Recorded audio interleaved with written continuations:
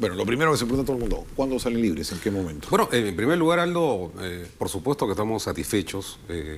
Luego de una larguísima batalla, cuesta mucho esfuerzo, mucho punche luchar un habeas corpus y muchas veces solo contra la corriente mediática, política y judicial.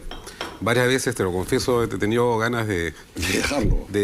Claro, de tirar, ¿no es cierto? Pero los monumentos serán buenos. Pero no tengo honorarios, evidentemente, pero yo creo que este tema... Pero son buenos honorarios. Hay que verlos... no hay tanto.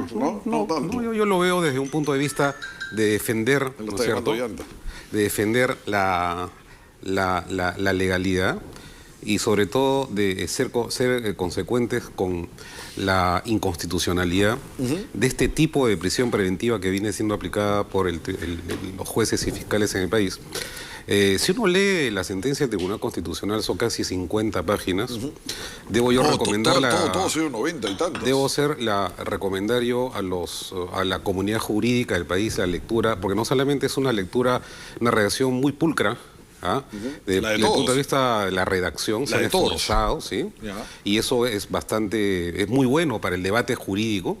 De hecho, en Arequipa mañana se inaugura un seminario de Derecho Procesal Constitucional. Han volado precisamente Arequipa. Y seguramente va a ser uno de los temas creo que todos han ido. Va a ser uno de los temas de debate y discusión. ¿Y por qué PPK celebra la sentencia? ¿Está por ahí el tuit? ¿Qué significa? ¿Que esto blinda a PPK? Ahí está el debido proceso y con exclamación. Buena noticia que haya debido proceso para el expresidente Humala y su esposa. ¿Qué pasa? ¿Se salvó PPK con esto? No. La verdad es que de una serena lectura de la sentencia yo puedo comentar tres aspectos bastante puntuales. Uno, el Tribunal Constitucional analiza uno por uno todos los argumentos, tanto del juez Concepción Carhuancho como de la sala presidida por el doctor Zaguanay, punto por punto, coma por coma. Sí, cada uno de ellos. Y lo contrasta con un test de constitucionalidad.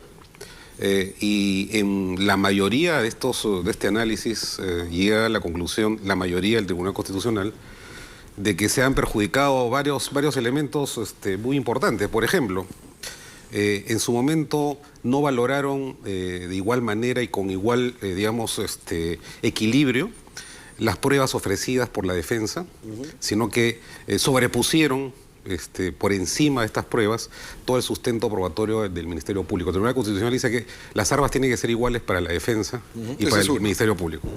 Dos, que una sentencia en la que se discute nada menos que la libertad individual de una persona tiene que ser especialmente motivada, ¿no? Con la jurisprudencia del Poder Judicial y las sentencias que ha dado el Tribunal Constitucional desde el año 2002.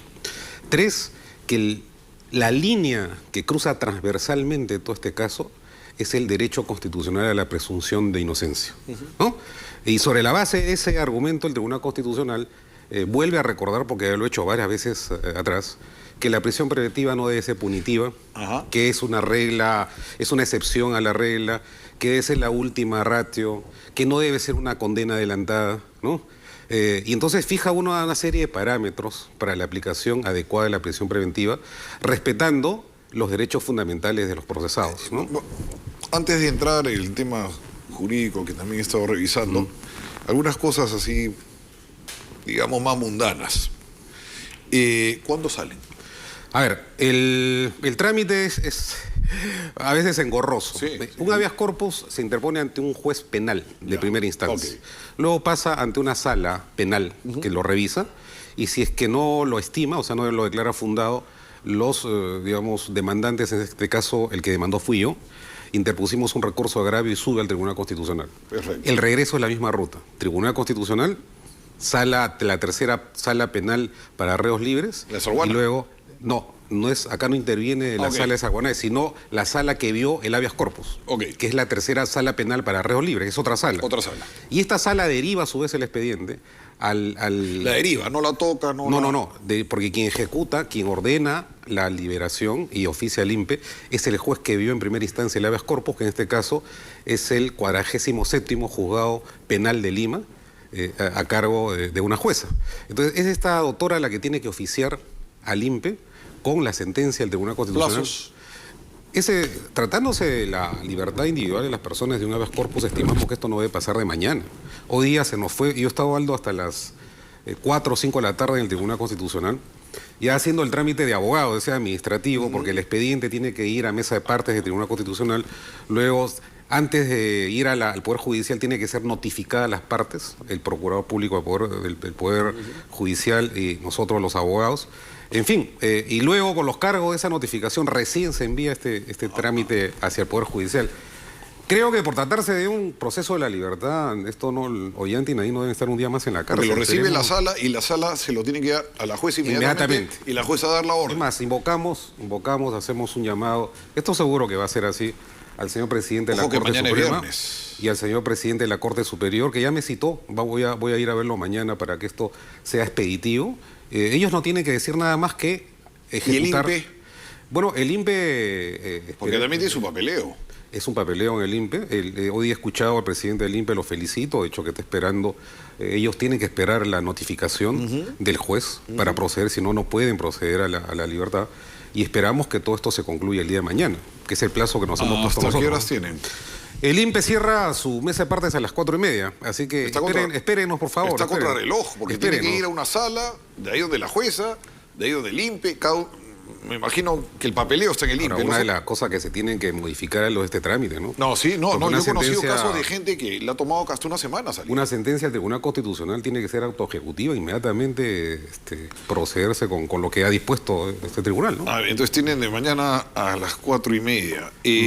No es vinculante, ¿no? Es este fallo porque no consiguió los 5 votos. Las sentencias del Tribunal Constitucional tienen el mérito de ser jurisprudencia en general para todas las órganos jurisdiccionales. ¿Obligatoria?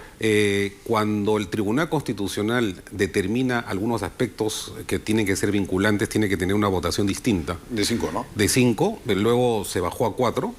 Pero hemos leído la sentencia y no hemos visto que hayan párrafos especialmente referidos a la vinculación que sancionen. Pero, dicho esto, también se tiene que precisar que esta sentencia por sí misma tiene un enorme valor jurídico porque vuelve a reordenar el aspecto de la prisión preventiva. Tiene lo cuchillo, no tiene un valor. Tiene que ser aplicada por todos los jueces del país, en buena cuenta.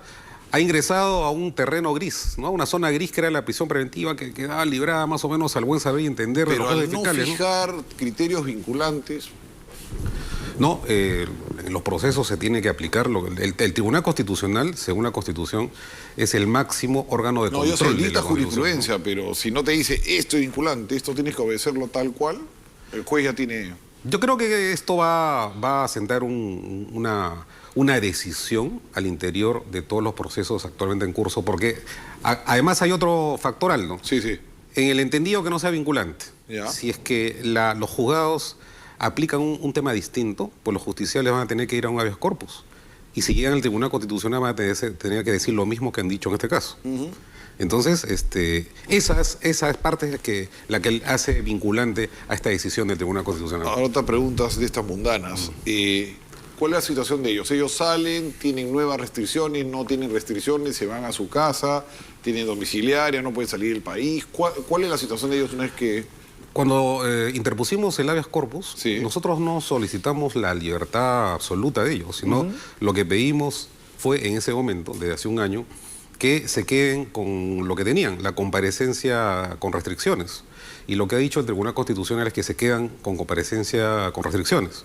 Es decir, van a tener las mismas obligaciones que tenían hasta antes de la firma del registro biométrico, no salir del país, asistir a todas las audiencias, y todos los compromisos y las obligaciones que tiene este estatus procesal. Eso es lo que determinó el Tribunal Constitucional. Y no les pueden imponer nada nuevo. No les puede imponer nada nuevo, evidentemente. ¿Cómo sigue el juicio de ellos? Habría que una buena pregunta para los dos jugadores, pero por lo que he podido ver, está una etapa complementaria de toma de declaraciones de varios directivos en el Brasil. Luego habría que esperar la determinación de la Fiscalía y, en fin, pasar a la etapa de enjuiciamiento, a la exposición de los motivos de fondo y esperar una decisión final del Poder Judicial, que no será sino, me imagino, cuando la Corte Suprema decida esta situación, ya refería al fondo del asunto, ¿no? Que va a tener que digamos, presentarse este tema cuando esté listo el expediente, ¿no? Ahora, el voto más favorable, ya yendo a lo legal, el voto más favorable de los que he podido leer, no he podido leer el de Blume, Ferrero y... ¿Eloy? ¿Espinosa? No, yo tengo el de Eloy, el separado, ¿no? Ramos. Bueno, el de Eloy Espinosa es el más favorable con diferencia. Incluso me sorprende porque menciona la situación de los hijos menores de edad. Sí. Cuando eso no es un tema jurídico. Yo lo pedí. O sea, ¿cuánta gente tiene hijos en el país? Por eso no lo vas a soltar de la cárcel. No, pero yo lo mencioné, Aldo, en varios escritos, porque es una situación irrazonable que dos personas que no tienen acusación fiscal, esposos, ¿no?, los dos se vayan al mismo tiempo a la prisión teniendo menores de edad. El Perú ha suscrito la Convención Internacional sobre Derechos del Niño y existe un principio que se llama el interés superior al niño. Es cierto, el magistrado Espinosa es el que toca el tema de los niños y creo que correctamente. Pero es un argumento, ¿no? Está bien, voy a echar una lágrima, es el argumento de los niños, pero no es un argumento pues legal esto. No, sí es absolutamente legal. Porque tiene hijos, no vaya preso porque tiene que cuidar al chico. No, es que ese no es el argumento. El argumento es que los niños no pueden quedar en el abandono. No pueden quedar al buen saber. Bueno, pero ¿a quién le gusta que sus hijos estén con la familia? Yo creo que ese es un tema muy complejo. Yo no lo digo, no quiero ser cruel. Pobrecitos los chicos, no tienen ninguna culpa. Pero esto es un argumento delenable, no es un argumento legal. Oye, ¿sabes qué? Los chicos se van a quedar sin padres, pues están ambos encarcelados, entonces que salgan, pues, porque los chicos... Es que esa no es el razonamiento. El razonamiento es que al momento de evaluar la situación general de los investigados, el juez también debió haber considerado el interés de los niños, ¿no? Y eso no se hizo. Pero es un voto singular. Lo sustantivo está en una sentencia. Es el voto más favorable con diferencia ahí. Que, digamos, tiene una determinación que desde mi punto de vista, lo repito, es bastante pulcra. El amigo Eloy es muy importante para el país, ¿no? El doctor y catedrático Eloy es lejos el más favorable a ellos. Uno lo lee y parece que fuera el abogado defensor. Es muy favorable todo, ¿no? Y dice que no valen los audios, que la pericia gráfica no es peligro procesal, que no es organización criminal, que la sospecha tiene que ser razonable. O sea, tú lees esto y parece que el abogado defensor parece que está compitiendo con usted. Eso también lo dice la sentencia de mayoría. Por ejemplo, valora el tema de los audios. Los audios los presentan por sí en un momento sorpresivo y los dan por válidos. Entonces, los abogados sabemos que lo que no está en el expediente no existe. Entonces los audios no están en el expediente y los mandan a la cárcel por unos audios que no son incorporados a proceso. El juez tiene pues un criterio, ¿no? Si me traen unos audios donde dice Otaro la va a matar a Mariate y dice no vale porque no era el momento del juicio. Los audios tienen todo un protocolo que no se hizo elemental. O sea, un protocolo elemental que es lo que dice el Tribunal Constitucional. Pero también dice otros temas muy interesantes, Aldo. O sea, el Tribunal Constitucional se refiere, por ejemplo, a la necesidad de que la prisión preventiva sea vista desde el punto de vista de la excepcionalidad de su decisión. Pero siempre se supone que es excepcional. Cita unas resoluciones de varios tribunales internacionales en donde se valida este tema. Y en el Perú, lamentablemente, más del 50% de personas que están presas no tienen sentencia. No, es terrible. Ese es un drama. Yo no le niego que es una cosa excepcional, que uno no tiene por qué estar aplicando, tendría que haber domiciliaria, grillete, fianza en Estados Unidos. Exactamente. Yo lo he visto que en Estados Unidos vas y el juez te dice culpable o inocente, bueno, tal cosa ya. Fianza, $15.000. ¿Usted cuánto gana? Tanto al mes ya. La fianza, y si no te presentas, pierdes la fianza y tienes todos los problemas del mundo. Exactamente, es que la cárcel no es una medida necesariamente adecuada. Con Allison. Cuando tuvo el problema Allison dejó una fianza y le pusieron un grillete, que no podía salir un condado, que es como un distrito grande. Así es. Eso es lo más normal. Y sobre todo que teniendo en cuenta cómo están nuestras prisiones en el Perú, y la mayoría de personas, sobre todo los reos primarios, no sé si se resocializan o no, aun cuando debo reconocer que ha habido un esfuerzo importante en los últimos meses por mejorar ese tema, ¿no? ¿No le sorprendió el voto de Miranda, que es muy corto, pero muy duro? Yo creo que es más duro incluso que el de Sardón. El de Miranda es durísimo. Yo no quiero individualizar la crítica. Me sorprendió el voto de la doctora Ledesma. Porque Sí, lo tengo acá también. y con mucho respeto lo digo, porque le aprecio mucho, sé el importante rol que cumple el Tribunal Constitucional. Por ejemplo, si uno lee el voto singular que expidió en el habeas corpus del señor Toledo, que fue declarado improcedente por el Tribunal Constitucional, ella expide un voto singular en donde dice a veces cosas distintas a las que ha puesto ahora sobre la prisión preventiva y el rol de los jueces de Sí, control. aquí ¿no? ella dice que liberarlos debilitaría la prisión preventiva. La motivación no tiene que ser perfecta, dice, para el tema de los audios y los testigos. Tiene que ser una motivación, digamos, razonable. Dice que todas las salas han hecho su trabajo, que ella sí valora muy negativamente que Nadine haya mentido sobre la prueba pericial, la pericia gráfica, perdón. Y dice incluso que el TC invade los fueros del Poder Judicial con el tema de organización criminal. Digamos que Miranda me pareció más duro, pero ella como que trabaja más su sentencia, como que la amarra más. Miranda, digamos, que repite un poco lugares comunes. Además es un razonamiento muy respetable. Pero esto debilita la prisión preventiva, este fallo. Yo creo que lo que hace una sentencia en el Tribunal Constitucional son los 4 votos. Es la posición oficial del Tribunal Constitucional. Y las posiciones particulares que se consignan en este texto, que son, lo digo, interesantes desde el punto de vista académico, pero no tienen ninguna relación con la decisión final, que es declarar fundado el habeas corpus del Tribunal Constitucional, servirán para el debate académico, y estoy ejerciendo mi derecho constitucional, ¿no?, a criticar las resoluciones judiciales, ¿no? Sí. Y además creo que eso demuestra que en el Tribunal Constitucional está compuesto por personas que piensan distinto. ¿Usted cree que esto debilita la prisión preventiva? ¿El fallo del Tribunal Constitucional? Sí, que es uno de los argumentos principales. Usted me ha traído a colación al Lo que creo es que fortalece los derechos fundamentales de las personas procesadas. Porque es inaceptable que las personas se vayan a prisión por el prurito legal y jurídico y el buen saber y entender de los jueces y fiscales que han hecho tabla rasa los demás elementales derechos. De un solo ejemplo, ¿no? En el caso de Nadine Heredia, por ejemplo, el único elemento de convicción que según la sala servía para el peligro de fuga fue este famoso poder que entregó a los niños para que se vayan de vacaciones con la abuela.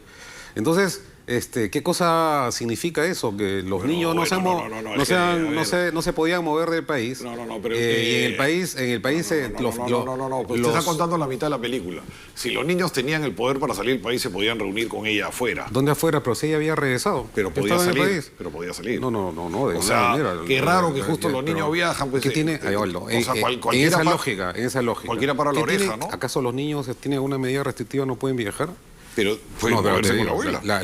Los niños, ¿cuál es el mandato judicial que impide que un niño se mueva del país? Para los niños nada. ¿Cuál es la responsabilidad de los niños? Es raro que le transfieran el poder como que se estuvieran los niños preparando algo. Pueden viajar a cualquier parte del Perú. Pero que le den el poder a la abuela te da que pensar como que estaban preparando además, algo. Ese poder antes de la sentencia de Carguancho se revocó. O sea, él resolvió con un poder que ya estaba revocado. Entonces, y eso fue realmente inconsistente, ¿no? Ahora, ¿le llama la atención que haya puesto algunos extractos de la agenda de Nadine en la sentencia de Sardón? He leído la argumentación del doctor Sardón, me parece interesante también para el debate. La veo bastante corta en sus críticas, pero en fin. Porque aquí le salpica a todo el mundo. Por ejemplo, esto de que haya mencionado Ojitos, martes visitó Ojitos, miércoles viste la causa, jueves vino Ojito a Congreso, llamó por teléfono a San Martín y fueron a la Corte Superior. Paisanos hoy en misión del dictamen fiscal, se está politizando, hoy con Hugo Molina, el otro juez. Es raro ver esto en una... Yo nunca lo he visto. Me parece más bien un grito de protesta interno. Pero usted cree que él está diciendo acá directamente... En su pelea con el doctor Espinosa... O sea, ¿usted cree que acá está diciendo en la sentencia el hoy es Ojitos? Yo creo que está traduciendo una contradicción interna que he vivido y respetuosamente digo que eso no, desde mi punto de vista, no se debe hacer en una Porque también tiene otro párrafo donde dice Eto Cruz, que hasta en el Tribunal Constitucional, debe ser vocero para este tema de Ollantumala. Bueno, él reitera, saca algunas conclusiones adelantadas sobre el contenido de la agenda, pero en fin, yo creo que la necesidad de poner en su exacta dimensión el valor de una sentencia del Tribunal Constitucional, tiene una dimensión adicional para los operadores de justicia. Que tiene otros comentarios también sabrosos. Dice, Beaumont que llame a Tabra para que frene a R. Beaumont estaba en el Tribunal Constitucional y Tabra era un juez. Consultar a Ollantumalatazo posibilidad de declaración notarial de Álvarez Rodríguez. O sea, aquí se ve, parece como que hubiese... Pero parece que tú has leído la sentencia de me he leído toda menos la de Blume, porque también le mencioné la de Miranda. A menos la de Blume. La de Blume es la principal, la que hace sentencia. No la tuve en este momento, pero... Esa es la... entonces estamos... Pero yo vuelvo al tema. No has leído la sentencia. No, sí, Sardón, ¿por qué menciona esas cosas? Las 47 páginas No las he leído, usted no me está tomando examen a mí, yo le estoy tomando pero estoy comentando entonces que estamos comentando. Y no se me escape, le vuelvo a preguntarle a Sardón porque me está palabreando y se me va. ¿Por qué Sardón pone estas cosas? Es importante, el magistrado Sardón no ha hecho sentencia, es una apreciación personal que él pone y está permitida. ¿Pero qué está insinuando? ¿Que esto es político? Lo que está diciendo directamente el Tribunal Constitucional en la sentencia estimativa que ha declarado fundada la demanda, es de que la prisión preventiva, así como está vista en este momento, es inconstitucional y arbitraria. Y esto obliga, ¿no es cierto?, a los operadores de la justicia a repensar y a, digamos, vertebrar nuevas maneras para aplicar la prisión preventiva desde el punto de vista constitucional.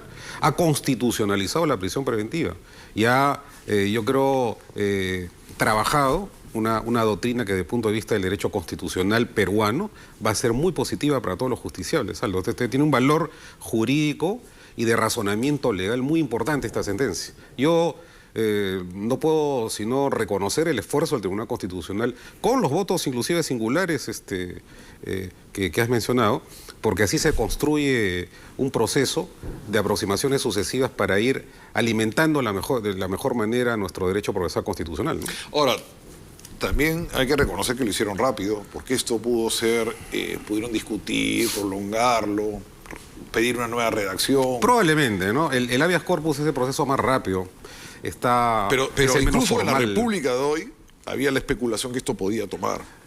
Lo dijo en un momento el presidente del Tribunal Constitucional, felizmente que no fue así, porque ya desde el punto de vista práctico yo creía que no resistía más días este tema. Porque todo el viaje de Eloy Espinosa complicó el tema, ¿no? Lo alargó mucho. Hubiéramos preferido que se vote antes del viaje del magistrado Espinosa, él tuvo sus razones, las respetamos, y ahora hoy han hecho sentencia que saludamos y reconocemos en su exacta dimensión. Sí, han creado y recreado el derecho y han afirmado la Constitución por encima de cualquier consideración distinta al contenido constitucionalmente protegido de los derechos fundamentales. Regresó bien bronceado el doctor, ahí lo vi en la mañana en la televisión de su viaje por Europa. Debe ser que todavía hace mucho sol por allá. Bueno, muchas gracias. Muchas gracias. Doctor Otárola, bueno, felicitaciones. Pues, hay que felicitarlo porque la verdad ha ganado esta batalla. Nadie lo puede negar y ha sentado un precedente. Esto, cuando se estudie en las universidades, se va a mencionar que usted era el accionante. Muchísimas gracias. Ha inmortalizado esto legalmente. Muy amable, gracias. Muchas gracias por estar con nosotros. Viene Fernando Calle, que fue integrante del Tribunal Constitucional, y Julio Rodríguez, abogado penalista. No se vayan.